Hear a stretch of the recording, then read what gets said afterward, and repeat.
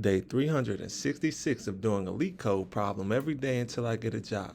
All right, y'all, we're back again another day, another LeetCode problem where we're doing daily LeetCode problems. And today we have question number 454 for sum 2.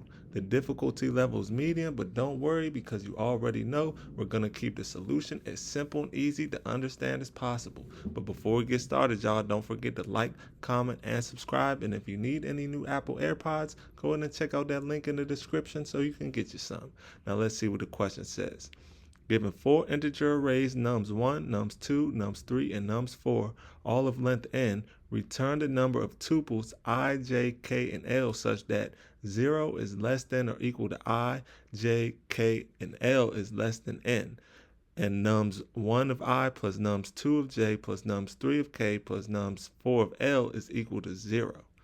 So, all right, y'all, I can understand how that can be a little confusing. So let's go ahead and take a look at these examples just to make sure that we are doing this problem correctly. So in example 1, we have nums1 equals an array of integers 1 and 2. Nums2 is an array of integers -2 and -1. Nums3 is an array of integers -1 and 2. And nums4 is an array of integers 0 and 2. Output is 2. What we want to do is find how many tuples we can create with a number from each one of these arrays. So 4 numbers that we can add together that will equal 0.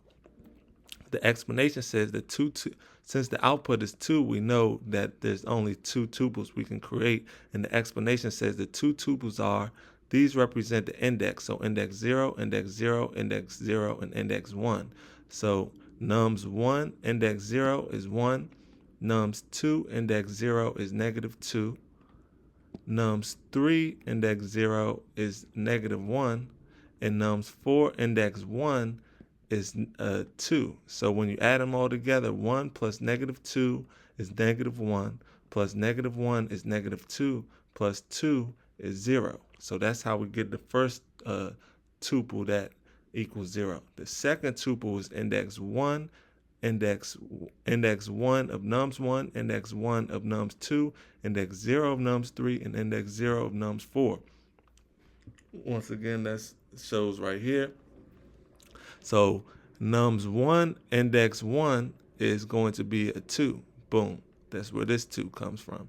Nums2 index 1 is -1. Boom. That's where this -1 comes from. Nums3 index 0 is -1. Boom. So that's where this -1 comes from. And nums4 index 0 is 0. That's where this 0 comes from. And when we add 2 plus -1, that's going to give us 1. Plus -1 again, that's going to give us 0. And then plus 0, that's going to give us 0. So these are our 2 tuples that we can create from these this input that will, when we add them all together, the elements of these tuples, when we add all the elements of these tuples together, we will get 0, which is what we want. So let's go ahead and take a look at example 2. Example 2 is a little bit easier because the input nums1 is 0, input nums2 is 0, input nums3 is 0, and input nums4 is 0. So when we add all these zeros together, it's only one tuple we can create because each input only has one value, which is 0. So the output is 1 because when we add 0 plus 0 plus 0 plus 0, that's going to give us 0. So that's one tuple, and that's the only tuple that we can create.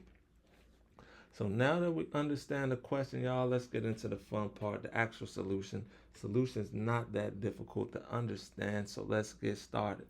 Now, the first thing we need to do is we need to create a variable that is going to count the number of valid quadruplets or tuples that we create. So for that, we can just say var res, and we can set that equal to 0 because that's going to count all of the tuples that we create, and so we can start from 0.